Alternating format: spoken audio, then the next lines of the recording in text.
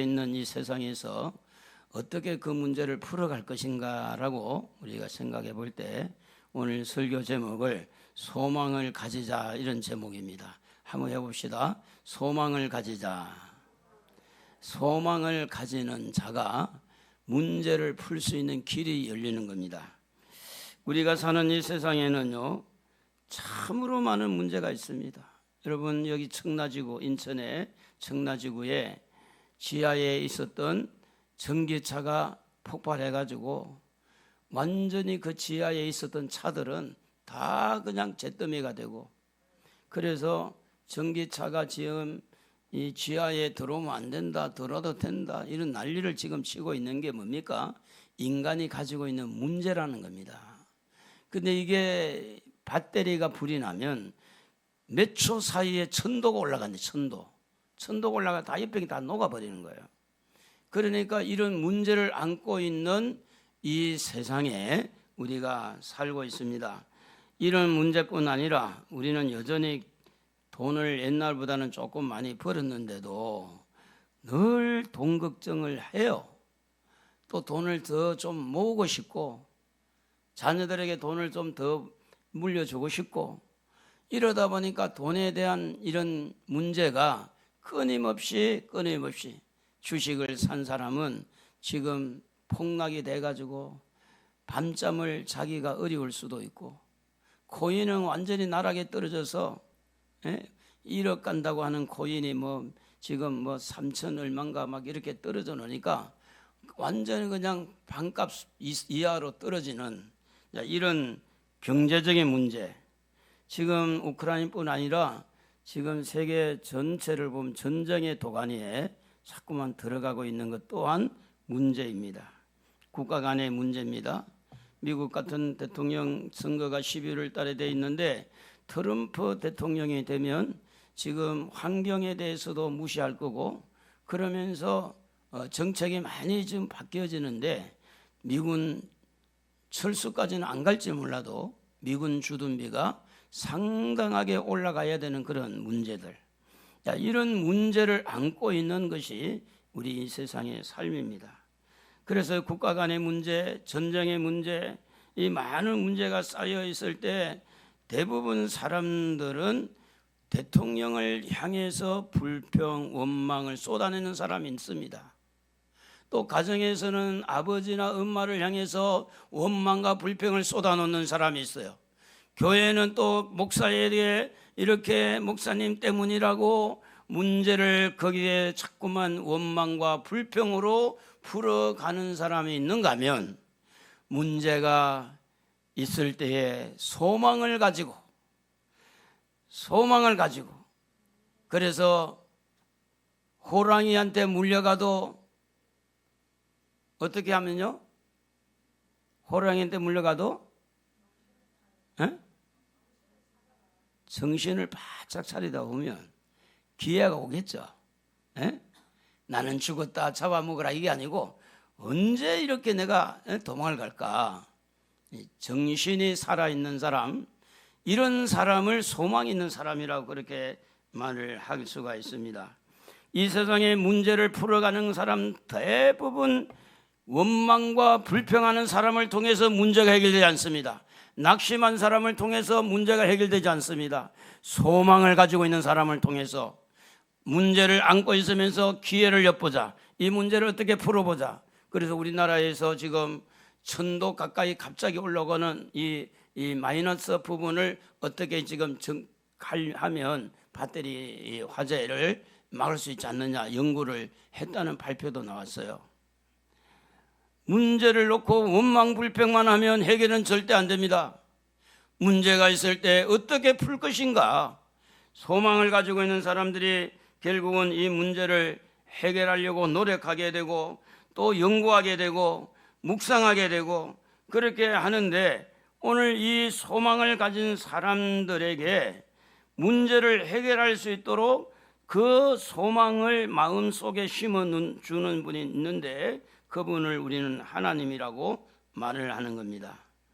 하나님은 오늘 우리에게 소망을 주기 위해서 아담과 하와가 선악과를 따먹었을 때에 여자의 후손에게 이제 이런 사람이 태어나서 이제 뱀의 후손의 머리를 상하게 하고 또 뱀의 후손은 여자의 후손의 발꿈치를 상하게 한다는 것이 뭘 말합니까? 죄를 지어서 문제를 일으킨 이 세상에 하나님은 소망을 주시는 하나님. 할렐루야. 가인이 예배를 잘못 드려서 예배를 안 받았어요. 예배를 안 받았을 때에 화가 났어요. 그래서 아벨의 예배는 받았어요. 그래서 애매한 아벨만 이 가인이 들에 있다가 돌로 쳐 죽입니다. 문제가 일어났어요. 살인사건이 일어났어요. 가인에게 가장 소중한 아벨이 순교를 당한 겁니다. 이런 문제가 있을 때 하나님은 셋이라는 아들을 대신해서 하나님이 주신 겁니다. 오늘 이 세상에 아무리 문제가 많다 할지라도 우리 하나님은 소망을 주시는 하나님이신 줄로 믿으시기를 바랍니다. 그러면 하나님은 어디에서 우리에게 소망을 주셨다고 말씀을 하는가? 1절에 보면 예레미야가 아직 시대 뜰에 갇혀 있을 때라는 말씀을 사용하고 있습니다. 옥에 갇혔다는 거예요. 옥에. 자, 우리가 지금 문제가 있으면 그 문제라는 옥에 갇히게 됩니다. 어떤 사람은 돈이 없어서 돈에 갇히게 되고, 어떤 사람은 건강이 모자라서 질병의 감옥에 갇히게 되고, 어떤 사람은 성격이 너무 사나워가지고 성격의 감옥에 갇히고 자기중심에게 갇히고, 어떤 사람은 이렇게 가난에 어떤 시달려서 늘 불평과 원망과 어떤 그런 다른 사람에게 핑계주는 그런 울타리를 치고 감옥 생활을 하고 있는 이런 사람들에게 아직 시대들에 갇혀 있는 예레미야에게 하나님은 말씀을 하면서 그 속에 생기를 불어넣습니다. 소망을 불어넣습니다. 오늘 여러분 잠자고 있는 여러분 심령 속에 누가 여러분 심령에 생기를 불어넣을 수 있느냐? 대통령이 아닙니다. 여기 서 있는 목사가 아닙니다. 여러분의 가정의 가장이 아닙니다. 회사의 그 리더가 되는 사장이 아니에요. 누가 여러분 낙심한 마음에 실망으로 가득 차 있는 그 감옥에서, 질병과 고통에 있는 그 감옥에서 누가 여러분에게 생기를 불어넣고 소망을 불어넣느냐? 하나님이라는 겁니다. 하나님은 여러분이 치료되기를 원하고 있어요. 하나님은 여러분이 부유해지기를 원하고 있어요. 하나님은 낙심한 여러분이 희망을 품고 일어서기를 원하는 분이 하나님이십니다. 그러므로 여러분 어려운 환경 속에서 압박감을 당하고 너무 스트레스를 받고 너무 걱정을 많이 하면 종아리가 아파요. 종아리가. 혹시 여러분 종아리가 아픈 분 있나요? 그건 스트레스 때문에 그렇습니다. 잠을 잘 이루지 못합니까? 그것 또한 스트레스일 확률이 많습니다. 그런데 이런 문제 있는 우리 인생들에게 왜 하나님은 우리에게 소망을 가지려고 하느냐? 하나님은 소망을 가지는 거기에서 일하기 때문에 그렇습니다. 낙심한 곳에서 일을 하지 않고 소망을 가지고 있는 자들에게 하나님은 일을 하시는데, 오늘 2절에 보면 이렇게 말씀을 합니다. 일을 행하시는 여호와, 그것을 만들며 성취하시는 여호와, 그 이름을 여호와라 하는 이가 이와 같이 이르시도다. 3절에 너는 내게 부르짖으라. 내가 네게 응답하겠고 네가 알지 못하는 크고 은밀한 일을 네게 보이리라. 하나님이 왜 소망을 가지라고 하느냐? 소망이 있는 곳에서 하나님이 일을 하시려고.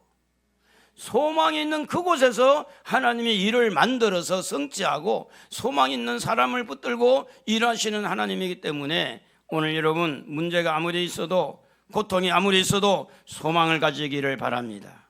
할렐루야.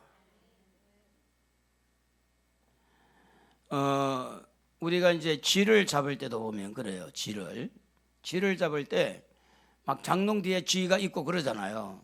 그러면 막 이렇게 뭘 쑤셔가지고 이쪽에 사람이 있고 저쪽에 사람이 있는데 쥐가 딱 나오려고 할 때 그냥 탁 나오니까 잡히려고 하더니 이를 칵 벌리고 물라고 그럽니까? 물라고 그래요. 그래서 이런 말이 있잖아요. 도둑도 나갈 구멍을 만들어 놓고 쫓아야 돼요? 막아 놓고 쫓아야 돼요? 막아 놓으면 부딪히면 죽자 살자 싸워야 되죠. 여러분, 어떤 경우에도 낙심이 있고 실망이 있고 문제가 있더라도 분명히 길이 있다는 거예요. 길이 있는데도 불구하고 길을 찾지 않아서 그래요. 노아 같은 경우에는 위는 뚫려 있잖아요. 다 봉창을 했지만 하늘은 뚫려 있었잖아요. 그러므로 사랑하는 성도 여러분, 여러분이 하나님과 손잡고 일하기를 원하시면 소망을 가지시기를 바랍니다. 할렐루야. 하나님이 일하고 싶어 해요. 여러분 소망이 있는 그곳에 일할, 소망을 다른 말로 하면 꿈꾸는 자가 되고, 소망을 다른 말로 말하면 비전이라고 말할 수도 있어요. 나는 이런 소망이 있다고. 내가 이렇게 몸이 지금 연약한데 나는 건강하기를 원하는 소망. 일천번제를 드린 솔로몬에게 내가 너에게 무엇을 주고 물은 것은, 하나님은 그 솔로몬이 어떤 소망이 있는가를 알고 그 소망이 있는 곳에서 일하고 싶어서 그에게 물어본 겁니다. 오늘 사랑하는 성도 여러분, 여러분은 무슨 소망이 있습니까? 무슨 소망이 있어요? 고치는 질병, 발목 힘을 얻어서 걷는 소망. 무슨 소망이 있죠?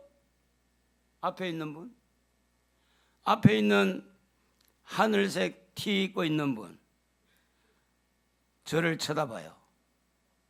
무슨 소망이 있어요? 글쎄, 나는 소망이 있나? 여러분, 소망이 없는 곳에서는 하나님도 일을 하지 않습니다. 소망이 없는 사람은 거들떠보지 않습니다. 그래서 소망을 가진 사람들에게 하나님은 일을 만들고 일을 성취하고 이렇게 하기 위해서 하나님은 여러분 안에 소망이 뭔지를 들여다보기를 원해요. 여러분 안에 하나님을 향해서 도와주세요. 나는 이것이 문제입니다. 하나님 나 좀 살려주세요. 내가 지금 죽게 되었습니다. 하나님 나를 불쌍히 여겨주세요. 이런 소원이 꿈틀거리고 있는 그곳에 하나님은 일하기를 원하는데, 성경은 이렇게 말합니다. 빌립보서 2장 13절에 말씀하기를 너희 안에서 행하시는 이는 하나님이시니 자기의 기쁘신 뜻을 위하여 너희에게 소원을 두고 행하게 하신다 그랬어요. 오늘 우리 안에 소원이 있는 것은 하나님이 터치한 거예요. 우리 안에 소원을 두고 해서 하나님이 일을 한다는 겁니다. 그러므로 내가 아무런 소원이 없다는 것은 하나님도 아무런 일할 것도 없는 거예요. 여러분 가슴 속에 소원이 일어나야 됩니다. 소원이 불타야 된다는 겁니다. 여러분 지금까지 살아온 흔적을 살펴보세요. 여러분이 소원이 가득 차고 간절하고 소원이 있을 때 일이 된 것이 많은 건지, 아무런 소원 없이 그냥 살 때에 뭐 이루어진 것이 있는지, 여러분의 삶을 더듬어 보면 여러분 나름대로 아침에 일찍 일어나서 저녁에 늦게 자고 밤을 새우고 열심히 허리가 아파도 일을 하고 뭔가 소원을 가지고 있을 때에 뭔가 하나를 이루었을 겁니다. 빈둥빈둥 놀고 낮잠 실컷 자고 맨날 그냥 놀러만 다니고 그냥 먹자 마시다 이런 쪽에 있을 때 여러분 뭘 이루은 게 있어요? 이룬 게 없습니다. 어떤 사람은 스트레스 한다고 나가서 그냥 음식에 완전히 빠져가지고 먹자주의 해가지고 살만 찌고, 어떤 사람은 스트레스 풀기 위해서 백화점 가서 돈 쓰기 위해서 돈을 쓰다가 완전히 가난뱅이가 되고, 그게 뭘 이루는 겁니까? 이루는 거. 여러분 스트레스는 잘 만들면 기도가 될 수 있어요. 이 스트레스를 잘만 다듬으면 하나님을 찾는 어떤 기회가 만들어질 수가 있습니다. 그러므로 하나님은 여러분에게 소원을 주고 그 소원 있는 사람을 붙들고 그 소원을 이루기 위해서 일하기 위해서 하나님 우리에게 뭘 주시느냐? 소망을 주시고 소망을 갖기를 원한다고 하는 겁니다. 그러므로 소망이 있는 자는 소원이 있게 되고, 소원이 있는 사람은 하나님을 찾게 되고, 하나님은 그 찾는 소리를 듣고 하나님은 응답하시고 하나님이 일할 수밖에 없습니다. 그러면 하나님은 누구를 통해서 이 소망을 갖게 하시느냐? 여러분 잘 아는 대로 예수 그리스도입니다. 한번 해봅시다. 예수가 우리에게 소망입니다. 예수의 이름으로 기도하면 예수의 이름으로 응답이 되어져요. 예수의 이름으로 안전명예를 치료했어요. 예수의 이름으로 악한 영을 내쫓습니다. 예수의 이름을 부르는 곳에 주의 이름을 부르는 구원의 역사가 일어납니다. 그러므로 요한복음 16장 24절에 보면 그렇게 말씀합니다. 지금까지는 너희가 내 이름으로 아무것도 구하지 아니하였으나 구하라 그리하면 받으리니 너희 기쁨이 충만하니라. 우리에게 소원이 있다면 그 소원이 예수의 이름으로 기도로 발전하게 되어 있습니다. 예수의 이름으로 기도드립니다. 예수의 이름으로 기도했습니다. 예수의 이름으로 기도하옵나이다. 예수의 이름으로 기도하오니 예수의 이름으로 들어주세요. 예수의 이름으로 기도합니다. 예수의 이름으로 치료해 주세요. 예수의 이름으로 기도합니다. 예수의 이름으로 문제를 해결해 주세요. 예수의 이름을 부르면서 이렇게 기도하기 때문에 하나님은 누구를 통해서 우리에게 소망을 주느냐? 예수 그리스도를 통해서 우리에게 소망을 주신다는 겁니다. 세상은 너무나 어두워져 가고 있죠. 여러분 작년의 여름하고 금년의 여름하고 차이가 있는 게 느껴집니까? 느껴지죠. 이게 인간이 만든 문제입니다. 트럼프 대통령이 되면 기후도 외면하니까 자국 정책을 이렇게 하기 때문에 뭐 미국만 잘 살면 된다 이렇게 가기 때문에, 물론 그분은 보수적이고 공화당입니다. 그런데도 불구하고 이 기후에 대해서 그렇게 관심이 없습니다. 그래서 이제 트럼프 대통령이 되면 미국에 있는 석유를 많이 뽑아내고 석유값은 좀 내려갈 것이다. 그 대신에 전기는 외면을 당하고 태양광열 또 외면을 당할 거고, 미국의 대통령이 누가 되냐에 따라서 경제 상황도 많이 달라질 건데, 문제는 뭐냐면 작년의 기후와 올해의 기후가 다르다는 거예요. 10년 후 전하고 지금은 전혀 달라요. 이 세상을 어둡게 만들고 이 세상을 파괴한 그 중심에는 누가 들어있느냐? 문제 많은 사람이 우뚝 서 있습니다. 그 사람의 영이 죽어 있고 그 욕심으로 얼룩져서 사람의 영이 점점 이렇게 어두움에 있기 때문에 어두움을 가지고 있는 그 사람이 문제를 계속해서 만들어내고 있는 그런 상황에서 우리가 살아가고 있습니다. 이런 상황 속에서 예수 그리스도는 이 땅에 빛으로 오셨습니다. 요한복음 1장 4절에 보면 그 안에 생명이 있었으니 이 생명은 사람들의 빛이라고 말씀합니다. 요한복음 1장 9절에도 보면 참빛 곧 세상에 와서 각 사람에게 비추는 빛이 있었다니라고 말씀합니다. 오늘 여러분, 사람이 환경이 이렇게 된 것은 사람이 한 거예요. 맞아요, 틀려요? 우연히 그럴까요?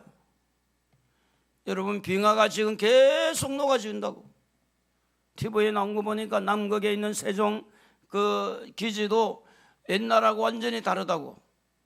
저 북극에도 지금 얼음이 너무 녹아가지고 이 북극의 그 곰들이 먹을 살아가기가 어렵다고 지금 그런 것이에요. 그런데 매연을 뿜고 이산화탄소를 이렇게 뿜어대서 기후를 온난화로 만든 장본인은 이런 환경이 아니라 그렇게 만든 사람입니다. 중국에서는 어마어마한 굴뚝에서 제조업에서 뿜어대는 그런 이산화탄소. 우리나라에도 지금 저 보령이나 저 대천 쪽에 가면 이렇게 엄청 화력단지가 큰데 거기서 뿜어 나오는 연기는 말할 수 없습니다. 한번 가보세요. 배 타고 가보세요. 다 보여요. 영흥도 화력발전소, 당진 화력발전소, 보령 화력발전소, 이 모두가 환경이 이렇게 된 것은 바로 사람입니다. 그러므로 사람이 소망이 있는 거 아니에요. 사람 속에 사람이 우리의 소망이 아니라 사람의 마음을 고쳐주고 사람의 마음을 바르게 이끌어주시는 생명 되신 예수 그리스도가 우리에게 빛이 되는 줄로 믿습니다. 그래서 사람들에게 비추는 빛이 누구냐면 예수님입니다. 예수님은 사람의 영혼을 비춰줍니다. 예수님은 사람의 마음을 비춰줍니다. 사람의 마음의 양심을 비춰줍니다. 사람 자신을 돌아볼 수 있는 눈을 열어줍니다. 지금도 이렇게 돈만 생각하고 있는 얄팍한 양심을 가지고 있는 그런 죄인들에게 예수 그리스도는 그 사람의 심령 속에 말씀으로 빛을 비춰주면서 너 양심 더러워졌다. 너는 양심이 더러워졌어. 너는 지금 자기를 속이고 있는 거잖아. 너는 너를 지금 속이고 있잖아. 너는 왜 다른 사람하고 그렇게 불평하느냐? 너는 너의 잘못을 깨닫지 못하느냐? 오늘 여러분, 사람들에게 빛이라고 하는 것은 우리 주님은, 우리 예수님은 우리의 자신에게, 자신의 심령에 거울을 보게 하고 계속해서 비춰주는 일을 하는 겁니다.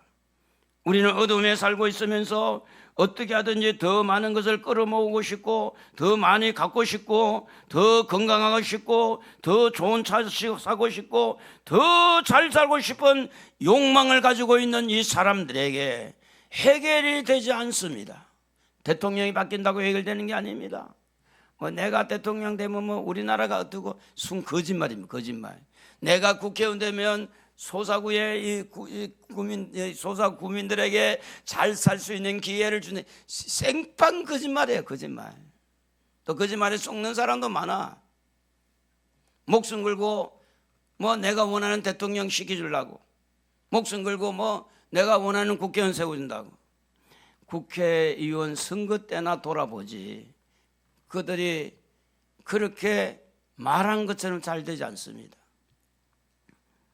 그것은 뭘 말합니까?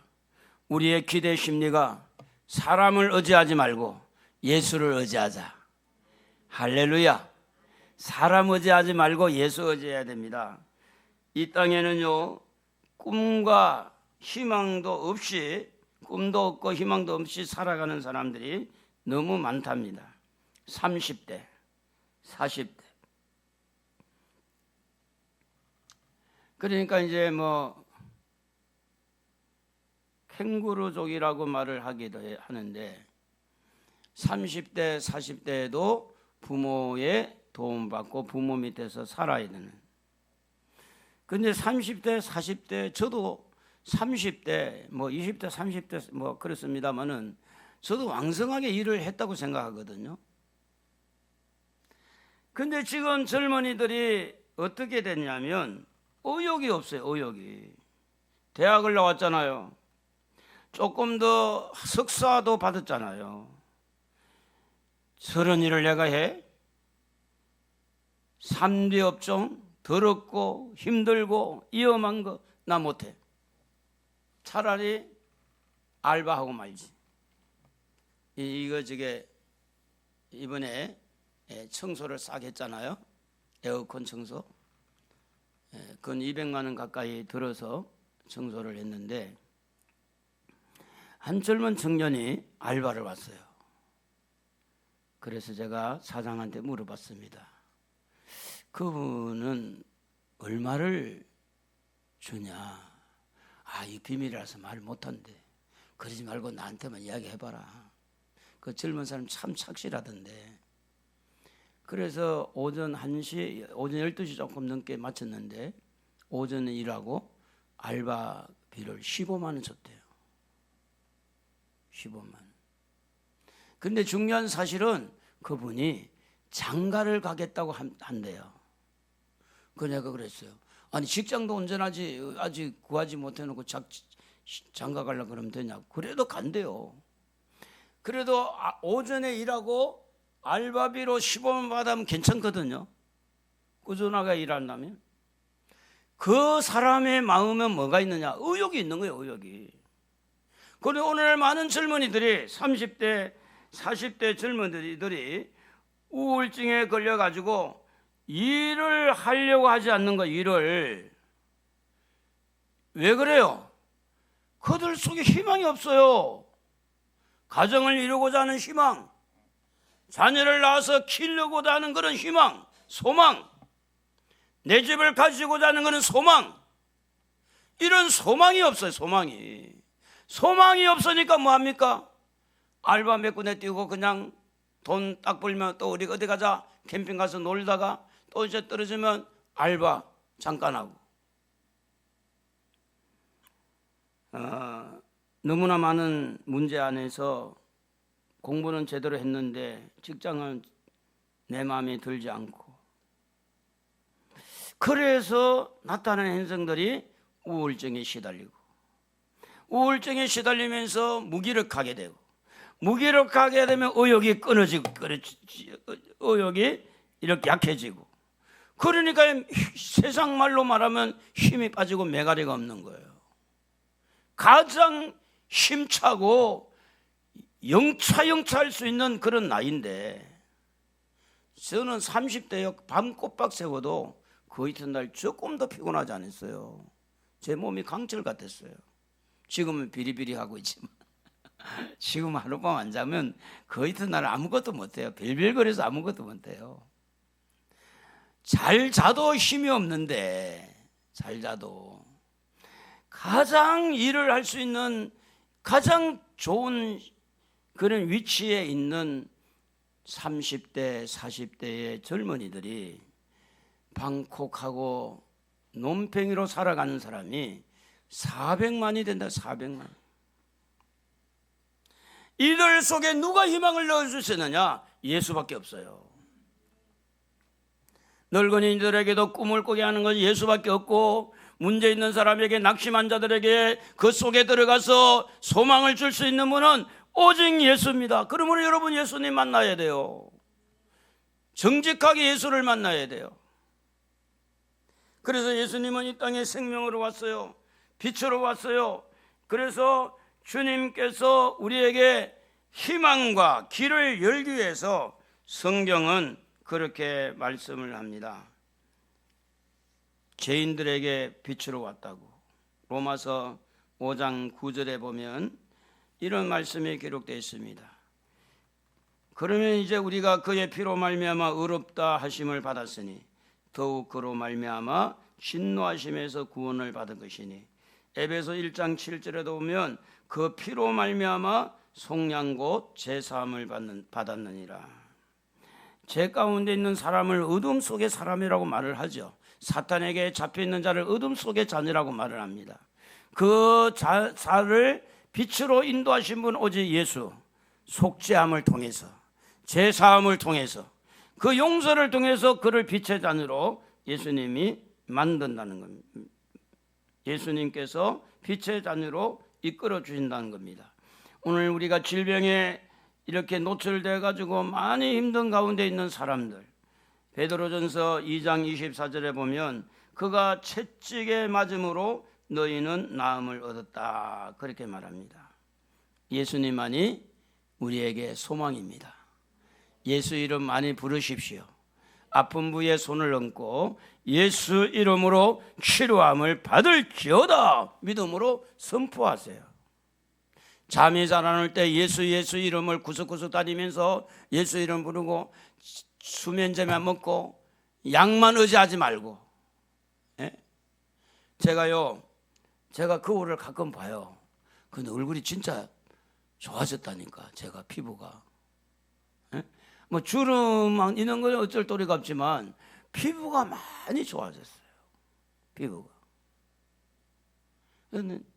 왜 좋아졌을까 잘 몰라요. 그런데 한 가지 분명한 것은 족욕을 하면 이 혈관이 확장돼 가지고 이게 이제 혈액순환이 잘 되니까, 그래서 그 효과가 제일 크지 않겠나 생각을 해요. 이게 뭔가 좀 이렇게 포도리처럼 올라온 것도 많이 사라지고, 좀 검은 색깔도 덮여 보니까 좀 차가지고, 그 내가 얼굴 봐도 참 희한하다.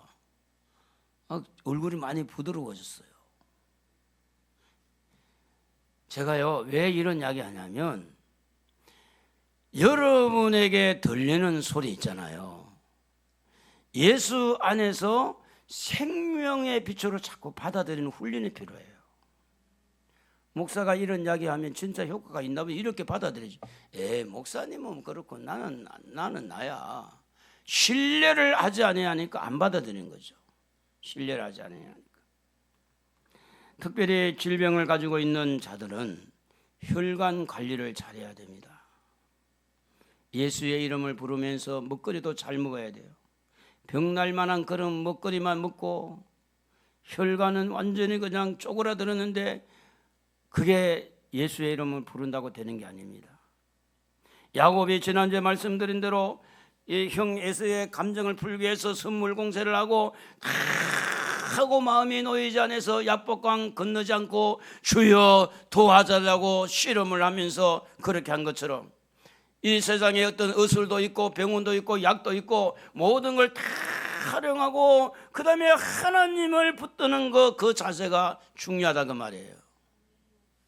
그러니까 여러분에게 질병이 있는 것은 예수의 이름으로 치료해야 되는데 질병의 가문에서 빠져나와야 되잖아요. 그래서 이렇게 여러 가지 혈관이라든지 모든 걸 다 하면서도 예수의 이름으로 치료함을 받을지어다. 어떤 문제를 가지고 있더라도 여러분은 분명히 예수의 이름 부르면 능력이 나타난 줄로 믿어야 돼요. 예수의 이름으로 선포하면 선포한 대로 되는 줄로 믿어야 돼요. 그래서 가난의 감옥에 갇혀 있는 사람은 가난의 문제를 풀어주는 것 또한 예수 그리스도다. 성경은 그렇게 말합니다. 고린도 후서 8장 9절에 보면 너희를 위하여 가난하게 되심은 그의 가난함으로 말미암아 너희를 부요하게 하려 하심이라. 이렇게 말합니다. 예수님이 가난하게 된 것은 우리 부요를 위해서, 예수님이 채찍에 맞은 것은 우리의 질병을 고치기 위해서, 예수님이 찢기고 살에 찢기고 못에 박힌 것은 우리의 허물과 죄를 이렇게 용서하기 위해서. 그래서 예수 이름을 부르면서 질병의 문제, 죄 문제, 건강의 문제, 이 가난의 문제, 이 모든 문제를 예수의 이름으로 해결하니까 소망을 주시는 분은 예수다. 예수의 이름을 불러보세요. 예수 이름을 자꾸만 들으세요. 예수의 이름을 생각하세요. 예수님이 나를 위해서 십자가 죽으신 것을 기억하고, 그래서 예수님은 요한복음 14장 6절에 내가 곧 길이요 진리요 생명이라고 말씀하신 것은 예수님만이 우리에게 소망이 된다 그 말이에요. 예수님이 우리의 길입니다. 생명입니다. 예수님은 우리의 빛입니다. 할렐루야. 예수 이름 부르세요. 예수 이름 생각하세요. 그게 바로 소망입니다. 소망. 여러분, 나사로가 죽었을 때 4일 만에 예수님이 나사로를 살린 적이 있습니다. 그런데 그 누이 마르다와 마리아는 예수님이 죽은 나사로를 살려주려고 하니까 아이고 나흘이나 됐는데요, 썩어서 냄새 나는데요. 그런데 예수님 무덤 앞에 가서 무덤을 열어라고 말합니다. 그때에 그래도 우리 오빠가 살겠습니까? 아니다. 믿으면 하나님의 영광을 볼 것이다. 돌문을 열었는데 나사로야 이렇게 부를 때 나사로가 우리말로 말하면 염 한 대로 붕대로 감은 채로 그대로 나왔어요. 이게 바로 예수님이에요. 예수님만이 죽은 자도 영생을 얻는 것도 예수님만이 우리에게 소망이다. 사랑하는 성도 여러분, 여러분의 생각 속에 사람이요, 여러분 생각 속에 돈이요, 여러분 생각 속에 건강이요, 여기에서 멈추지 말고 돈을 주신 분도 예수, 건강을 주신 분도 예수, 문제를 해결해 주시는 분도 예수, 예수 이름으로 올라가야 돼요. 돈 생각하다가 예수 생각을 하세요. 건강 생각하다가 예수 이름 부르세요. 문제 속에서 스트레스 받다가 예수가 나의 소망이라고 예수를 부르세요. 그럴 때 여러분 역사가 일어나는 거예요. 여러분 안에 믿음이 있어야 된다 그 말입니다. 믿음이 있는 사람은 예수를 생각하게 해야 돼요. 겨자씨만한 믿음이 있을지라도 이 산을 들어서 저 바다에 던지우라면 그대로 된다고 했는데, 그래서 이 예수를 믿는 믿음은 어떻게 해야 되느냐, 말씀 잘 들어야 돼요. 따라합시다. 말씀을 잘 듣자. 잘 들으면 믿음이 생긴다. 로마서 10장 17절에 보면 믿음은 들음에서 나고 들음은 그리스도의 말씀으로 말미암다 그랬는데, 오늘 여러분 이 말씀을 잘 들으면 믿음이 생기는 거예요. 말씀을 잘 들어야 믿음이 생깁니다. 말씀 들었지 않고 어떻게 믿음이 생기겠어요? 성경은 그렇게 말씀하는데. 그러니까 설교 시간에 졸면 돼요, 안 돼요? 안 돼요. 설교 시간에 어떤 일도 방해받아서는 안 됩니다. 여러분의 미래를 설교를 통해서 미래를 정해지니까 그래요. 믿음의 세계는 무한대입니다. 우리가 수학 용어 중에서 가장 이제 숫자가 많은 것은 무한대라고 하지 않습니까? 무한대. 끝이 없어요. 예수 그리스도를 통해서 여러분의 삶의 무한대가 열려야 되는데, 설교 시간에 졸면 믿음이 안 생긴다니까. 설교 시간에 의심을 하거나 설교 시간에 자꾸만 부딪히면, 생각이 부딪히면 믿음이 안 생겨요. 하나님의 말씀 듣는 시간에 이 자리에 없으면 믿음이 안 생깁니다. 찬양하는 시간도 너무 중요해요. 기도하는 시간도 너무 중요해요. 그러나 성경은 기도하는 시간에 믿음이 생긴다는 게 아니고, 찬양하는 시간에 믿음이 생긴다는 게 아니라, 믿음은 들음에서 나는데 들음은 그리스도의 말씀을 들을 때에 믿음이 생긴다고 성경은 그렇게 정의를 하고 있는 겁니다. 저는 어떤 경우에 예배 시간에 혹 졸더라도 말씀 시간에는 졸지 않으려고 정말로 많은 노력을 했어요. 지금도 마찬가지입니다. 기도원에 가거나 어디를 가서 강의나 설교를 들을 때는 다른 시간을 몰라도 절대 안 졸려고 노력합니다. 왜냐?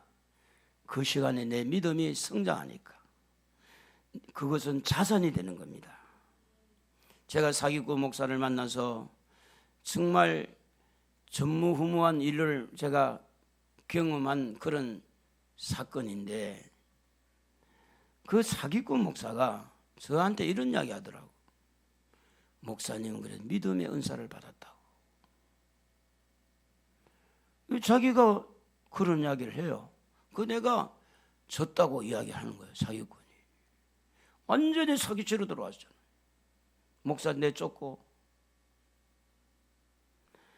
여러분, 믿음은 큰 재산입니다. 별거 아니라고 생각하지 마세요. 믿음의 기도는 병든 자를 낫게 하고요, 믿음의 기도는 문제를 해결하게 하고요, 믿음으로 찬양을 하며 은혜가 쏟아지게 만들고, 여러분 안에 있는 믿음이 성장하는 것은 어마어마한 재산. 말할 수 없는 재산이 바로 믿음입니다. 그 믿음은 들음에서 나온다는 거예요. 누구의 말씀을 들어야 되느냐? 그리스도의 말씀을 들어야 된다는 겁니다. 요한복음 8장 32절에 보면 이 말씀은 우리에게 자유를 주는 거예요. 진리를 알지니 진리가 너희를 자유롭게 한다, 이렇게 말했어요. 여러분, 말씀을 잘 듣고 말씀을 기억하면 자유함이 옵니다. 누구에게 쫓기는 것 같지 않고, 누구에게 압박당한 것 같지 않고, 나 자유 얻었네, 너 자유 얻었네, 자유롭게 살 수 있습니다. 오늘 여러분, 예수 그리스도만이 소망이 되는데, 소망 있는 사람은 눈빛이 달라요. 발걸음이 달라요. 제가 우리 아내하고 저기 멀리 갈 때는 여기 저 강명의 수목원까지 여기서 걸어갔다가 오기도 해요. 어떤 데는 이제 소사도금을 갔다가 오기도 하는데, 우리 아내의 발걸음이 조금 더뎌요. 그런데 이제 우리 앞을 막 지나가는 분들 들어보면 얼마나 생기가 있는지 몰라요. 다 우리는 너슬렁 가는데 그들은 막 얼마나 빠른지 몰라요. 여러분, 소망 있는 사람은요, 눈동자도 다를 뿐만 아니라 생각하는 것이 다릅니다. 말하는 것도 달라요. 소망 있는 사람은 발걸음도 다릅니다. 소망 있는 사람은 일하는 것도 달라요. 소망이 있어야 돼요. 소망 있는 사람이 문제를 해결하게 되고요, 소망 있는 사람 속에서 모든 아이디어가 거기서 재창조, 창조적인 아이디어가 소망 있는 사람에게서 나오는 겁니다. 미국의 대통령 중에 닉슨이라는 대통령이 있었습니다. 그 닉슨 대통령의 보좌관이었던 척 콜슨이라고 하는 사람이 감옥에 들어갔는데 본 어게인이라는 책을 쓰는데 다시 태어나다 이런 책을 쓰는데요. 그 책 속에는 이런 이야기가 있어요. 첫째, 그 많은 죄수들을 볼 때에 첫째 죄수는 내가 왜 여기 들어왔냐고 막 벽에다가 머리를 부딪히고 죽으려고 하는 그런 부류의 사람. 둘째, 아무 희망도 없고 그냥 쪼그리 앉아가지고 날짜만 보내는 사람.